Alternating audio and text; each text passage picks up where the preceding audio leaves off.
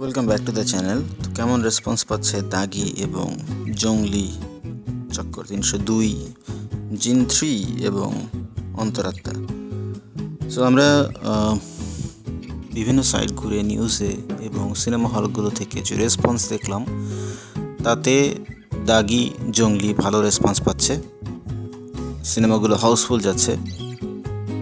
আর এছাড়া অন্য যে মুভিগুলো আছে, জিন 3, অন্তরাত্মা এবং চক্কর 302 মধ্যে চক্কর 302 সম্পর্কে ভালো রেসপন্স দেখেছি। বাকি দুই সিনেমার ব্যাপারে এখন পর্যন্ত তেমন কোনো ইনফরমেশন পাওয়া যায়নি।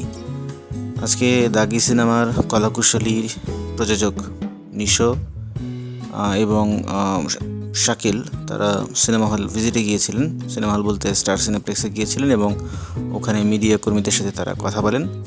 এছাড়া সিয়াম, বুবলি, দিঘি ওরাও ওখানে সিনেপ্লেক্সে গিয়েছিলেন এবং মিডিয়ার সাথে কথা বলেছেন। বরবাদের প্রযোজক এবং ডিরেক্টর ওনারাও আজকে ওখানে গিয়েছিলেন এবং মিডিয়ার সাথে কথা বলেছেন। সো সবগুলো প্রোডাকশন হাউসই আলোচিত যে সিনেমাগুলো আছে সেই সিনেমাগুলোর প্রোডাকশন হাউস তারা যাচ্ছেন রেগুলার বেসিসে সিনেমা হলে এবং মিডিয়ার সাথে কথা বলছেন, সিনেমার সম্পর্কে প্রশ্নের উত্তর দিচ্ছেন। সবচেয়ে ভালো যে বিষয়টা আজকে চোখে পড়লো যে সুমি, বরবাদের প্রযোজক, এবং শাকিল, আলফা আই SVF এর যে প্রযোজক, তারা দুজন একসাথে বসে কথা বলেছেন। তাদের যে একসাথে কাজ করতে হবে, সিনেমার জন্য হাতে হাত রেখে কাজ করে সামনে এগিয়ে যেতে হবে, এই বিষয়গুলো তারা ওখানে শেয়ার করেন।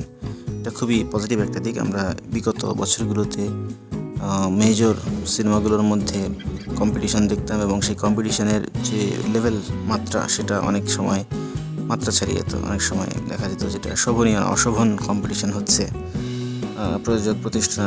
প্রযোজনা প্রতিষ্ঠান এবং ফ্যানদের মধ্যে। বিষয়টা কিন্তু দেখতে ভালো লাগতো না, কারণ আমরা বাংলাদেশে সিনেমা ইন্ডাস্ট্রি তেমন একটা বড় না, অল্প কিছু প্রোডাকশন হাউস আছে। তাদের মধ্যে যদি এরকম রেষারেষি থাকে তাহলে কিন্তু আসলে বিষয়টা ভালো দেখায় না এবং সেটা দর্শকের কাছে রাইট মেসেজটা পৌঁছায় না। তো এই সহাবস্থানের প্রয়োজন আছে। সবাই যদি সফল হয় তাহলেই সিনেমা এগিয়ে যাবে। একজনকে পিছিয়ে রেখে বা ফেলে রেখে কিন্তু কেউ সামনে এগিয়ে যেতে পারে না। Together we rise. আজকে অনেক দর্শক সিনেমা হলে গিয়েছেন ঈদের দিন, প্রচুর শো ছিল এবং হাউসফুলও গিয়েছে ম্যাক্সিমাম শোই। সো এটাও একটা পজিটিভ দিক। ওয়ার্ড অফ মাউথও ভালো সিনেমাগুলোর, স্পেশালি বরবাদ, দাগি এবং জঙ্গলি সিনেমার ওয়ার্ড অফ মাউথ খুবই ভালো যাচ্ছে। আমরা চক্কর 302 সম্পর্কেও খুব ভালো ইনফরমেশন পেয়েছি। দাগিতে ডিরেক্টর শিহাব শাহিন, তিনি একজন এক্সপার্ট লোক সিনেমা বানানোর ব্যাপারে। তিনি তার সাফল্য ধরে রেখেছেন দাগি সিনেমাতেও। জঙ্গলি টিম প্রচুর পরিশ্রম করেছে, প্রচুর প্রমোশন করেছে দর্শকের কাছে পৌঁছানোর জন্য। তারা তাদের রিটার্নটা এখন পাচ্ছে। আর চক্কর 302-এ যারা চিত্রনাট্যকার ছিলেন তারাও কিন্তু প্রশংসা পাচ্ছেন, একদম একটা রহস্য সাসপেন্সে ভরা একটি চিত্রনাট্য লেখার জন্য। প্রথম পরিচালনা হিসাবে মেহেদী হাসান হৃদয় এবং শরাফ আহমেদ জীবন দুজনেই সাধুবাদ পাবেন। খুবই ভালো কাজ করেছেন তারা।